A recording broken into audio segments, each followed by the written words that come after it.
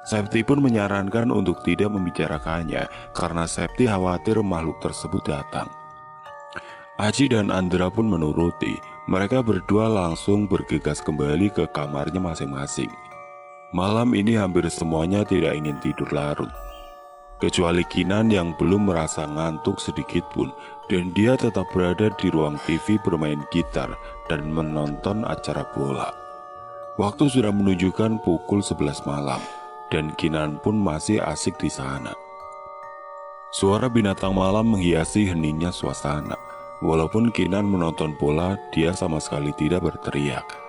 Dia tidak mau mengganggu waktu istirahat teman-temannya yang sedang tertidur. Saat sedang asik menonton, kembali bau kentang terhirup oleh indera penciuman Kinan. Kali ini Kinan penasaran dari mana bau tersebut berasal. Dia bangkit dari sofa dan berjalan mengelilingi semua sudut mencari asal bau tersebut. Dari kamar mandi sampai teras belakang Kinan hampiri, namun tidak juga menemukannya. Terbesit di pikirannya bagian yang belum dia periksa, yaitu kamar teman-temannya. Kinan bergegas menuju ke sana. Makin dekat, bau kentang tersebut makin kuat. Awalnya Kinan membuka kamar Aji. Dia melihat ke dalam dan tidak menemukan apapun. Dia juga melihat Aji sudah tidur lelap di kasurnya. Perlahan dia tutup pintunya agar tidak membuat Aji terbangun. Kinan beralih ke arah kamar Andra yang berada di dekat pintu masuk villa. Di sini Kinan mencium aroma bau kentang makin kuat. Perasaan Kinan pun semakin kacau. Dia ragu apakah harus melihatnya atau tidak. Dia diam sejenak, mencoba meyakinkan dirinya dan asal bau tersebut apakah benar berasal dari kamar Andra atau bukan. Setelah yakin, Kinan dengan sangat perlahan membuka pintu kamar Andra. Jantungnya berdetak kencang, harap-harap cemas melanda perasaannya. Saat pintu sudah terbuka cukup lebar, Kinan melihat kamar Andra yang gelap diisi oleh cahaya bulan melewati jendela kamar. Posisi kasur Andra yang berada di belakang pintu membuat Kinan harus lebih memasukkan kepalanya ke dalam kamar. Saat itu juga dengan jelas Kinan melihat sosok yang sangat mengerikan, sosok yang sangat tidak diharapkan. Sesosok pocong sedang berdiri di atas tubuh Andra. Sosok tersebut seperti sedang memperhatikan Andra yang tertidur lelap. Kinan dengan sangat jelas melihat wajah dari sosok itu yang hitam dan hancur. Terdapat satu bola matanya yang menggantung, dan di bagian mata satunya terlihat bolong. Dengan jarak yang sangat dekat tersebut, membuat Kinan tidak kuat dan pingsan saat itu juga. Jam menunjukkan pukul 3 pagi. Kinan terbangun dari pingsannya dengan kondisi baju yang basah akibat dari keringat. Dia tersadar namun dalam keadaan yang sedikit pusing di kepalanya.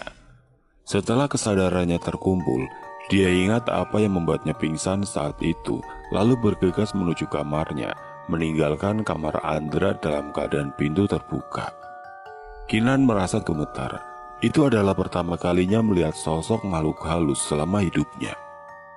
Selama berada di kamar, Kinan tidak dapat tidur. Pikirannya masih terus terbayang oleh sosok yang tadi dia lihat. Dia ingin menuju kamar Aji, namun ada sedikit rasa tidak enak apabila membangunkan temannya itu. Dia mencoba menahan rasa takutnya, namun akhirnya kalah. Tidak peduli Aji bangun atau tidak, dia langsung bergegas menuju kamar Aji. Dia masuk dan langsung merebahkan dirinya di samping tubuh Aji. Namun tetap saja dia kesulitan untuk memejamkan matanya. Badannya yang selalu bergerak ke kanan dan ke kiri membuat Aji merasa risih dan terbangun. Siapa sih ini? Ganggu orang tidur aja. Kalau Aji yang merasa terganggu. Ini aku Ji, numpangnya malam ini, jawab Kinan yang sedang ketakutan. Ya ampun Kin, emang kenapa di kamar kamu? Tanya Aji yang sedikit kesal.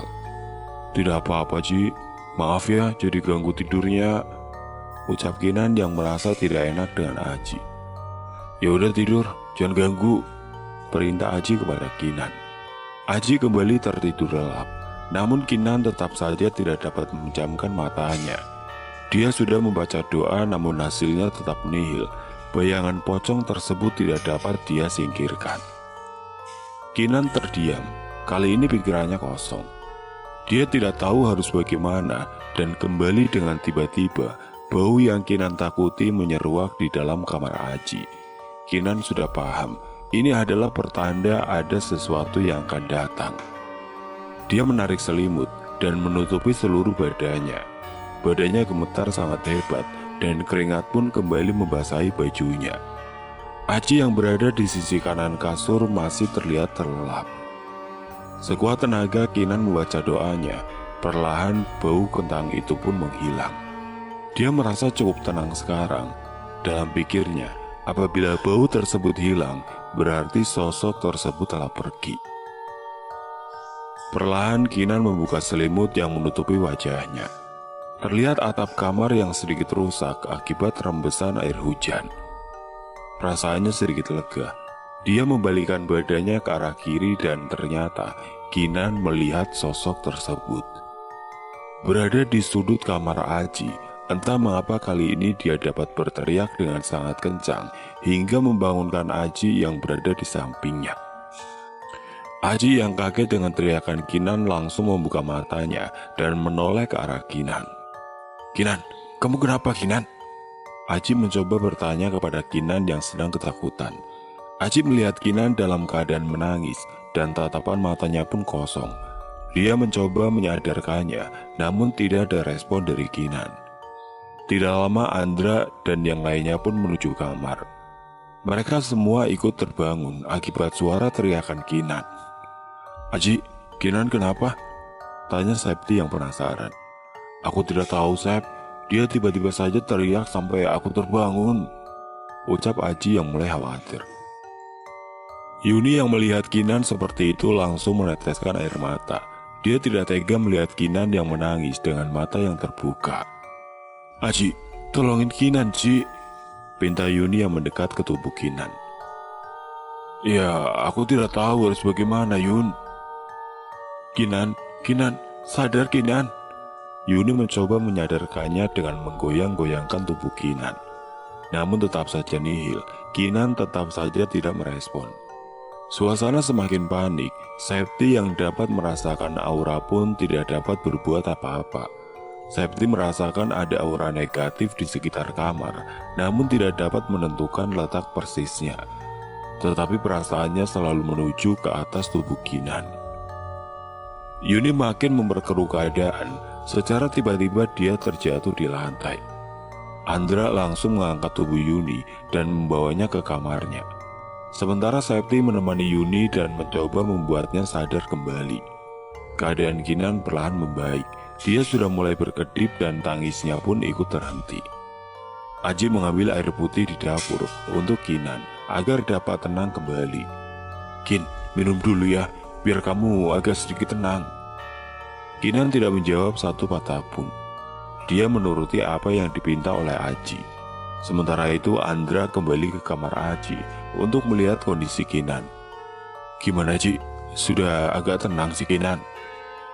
"Sudah Andra." Syukurlah keadaan semuanya kembali pulih. Namun Yuni masih dalam keadaan pingsan. Aji menaruh gelasnya dan meminta Andra untuk menemani Kinan. Dia ingin melihat dan membantu menyadarkan Yuni yang pingsan. "Gimana Sep?" "Belum Ji. Kamu ada minyak kayu putih tidak?" "Waduh tidak ada Sep. Mau aku belikan dulu." "Kamu itu gimana Ji? Gak lihat ini jam berapa? Mana ada warung yang buka?" ucap Septi yang kesal kepada Aji. Saking paniknya Aji tidak sadar bahwa saat itu sudah pukul 4 pagi. Akhirnya Septi usul untuk membiarkan Yuni sampai tersadar dengan sendirinya. Dia yakin Yuni tidak apa-apa dan hanya kaget saja melihat keadaan Kinan seperti tadi. Aji hanya menuruti saja. Dia pun tidak tahu harus berbuat apa. "Ya udah, kita lanjut tidur dulu saja ya semuanya," pinta Aji kepada Septi dan Andra. Aji melihat Kinan, matanya sudah tertutup pertanda dia sudah terlelap dalam tidurnya. Andra pun kembali ke kamarnya, sementara Aji menemani Kinan untuk berjaga-jaga, takut jika ada hal yang tidak diinginkan. Malam itu sebuah teguran awal, akibat perlakuan Andra melewati batas. Pukul 10:30 siang, Aji terbangun dari tidurnya. Setelah kejadian pagi tadi, entah mengapa tubuhnya terasa lelah sekali. Dia menoleh ke kiri, melihat tubuh Kinan yang meringkuk, seakan berlindung dari sesuatu yang mengerikan. Dia menatap langit, pikirannya mencoba meluruskan kejadian apa saja yang terjadi di villa ini semenjak kedatangan mereka. Terakhir kali dia datang ke sini pada saat Aji berumur 13 tahun. Waktu yang lama untuk mengulang memori. Tidak pernah Aji menyangka kalau ada sesuatu yang menakutkan bersemayam di villa ini. Dia ingat dulu, tidak ada makhluk yang mengganggu. Apakah ini penyebab penjaga tersebut meninggalkan villa? Terbesit di dalam pikiran Aji pertanyaan tersebut. Untuk saat ini Aji enggan meneruskan tebakannya tersebut. Dia bangkit secara perlahan agar Kinan tetap ternyenyak dalam tidurnya. Aji tahu, mengalami hal seperti tadi pagi adalah hal yang mengerikan. Bayang-bayang akan selalu menghantui. Dak, dak, dak. Aji menggedor pintu kamar Andra. Dra, bangun. Tidak ada jawaban dari dalam kamar. Sepertinya dia masih nyaman dengan mimpinya. Aji tinggalkan lalu menuju kamar Yuni dan Septi, namun pintunya sudah dalam keadaan terbuka. Kemana mereka ya? Tanya Aji dalam hatinya. Dia menuju halaman depan. Benar saja ternyata Yuni dan Septi sedang merapikan kebun kecil yang telah Aji selesaikan kemarin sore. Kalian ngapain? Kan sudah aku rapikan kemarin, ucap Aji kepada Yuni dan Septi. Kamu itu laki-laki, mana bisa merapikan kebun seperti ini? Kamu lihat saja, ini pohon-pohon kecilnya berantakan.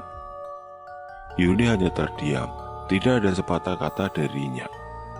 Yun, kamu tidak apa-apa? Tanya Aji. Oh, tidak apa-apa kok Ji, cuma aku lagi malas saja bicara, jawab Yuni sambil memetik daun yang layu. Oh begitu, aku kira kamu kenapa. Yaudah, aku mandi dulu ya. Kalian sudah sarapan? Sudah Ji, tadi pagi kita buatkan nasi goreng. Kita juga sisakan untuk kalian kok. Oke deh, terima kasih ya Sep, Yun.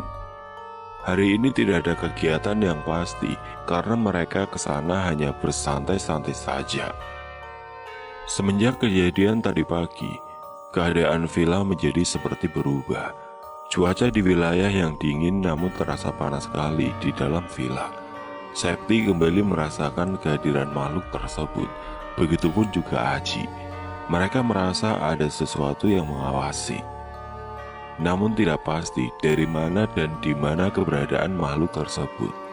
Perasaan Septi tidak menentu, seperti banyak mata yang memantau gerak-gerik mereka. Aji pun merasa di dalam villa ini terasa sesak sekali, seakan banyak penghuninya. Sore sudah mendekat, Kinan belum juga terbangun dari tidurnya. Aji dan yang lain merasa aneh, mengapa sampai saat ini Kinan masih terlelap. Andra yang sudah terbangun dari siang tadi mencoba membangunkan Kinan. Kin, bangun, kamu tidur kuat sekali, ucap Andra sembari menggoyangkan tubuh Kinan. Syukurlah Kinan terbangun, namun tatapannya kosong. Ada yang berbeda darinya. Kinan yang biasa terlihat aktif namun kali ini berubah drastis. Kamu mandi dulu sana Kin, nanti gabung di ruang TV ya. Kinan hanya mengangguk. Dia langsung bangun dan berjalan menuju kamarnya. Aji melihat wajah Kinan sedikit berbeda, seperti wajah orang lain.